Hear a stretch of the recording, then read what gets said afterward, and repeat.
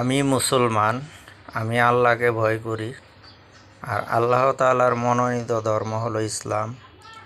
আমার নবী শেষ নবী হজরত মুহাম্মদ সাল্লাল্লাহু আলাইহি সাল্লাম আল্লাহ তাআলার প্রেরিত হাবিব। হাবিবের অর্থ হলো বন্ধু।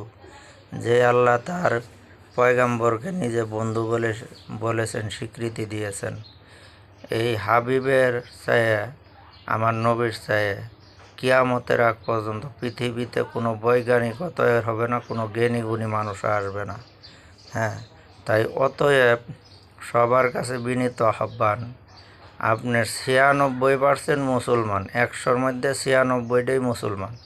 এই মুসলমানের দেশে আলেম ওলামারা কীভাবে নির্যাতিত অপমানিত হয়, যে সমস্ত কুলাঙ্গারগুলা এই সমস্ত কাজে লিপ্ত হয়, ওদেরকে প্রকাশ্যে গাছের সাথে বেঁধে রেখে নির্যাতন করে মেরে ফেলা উচিত।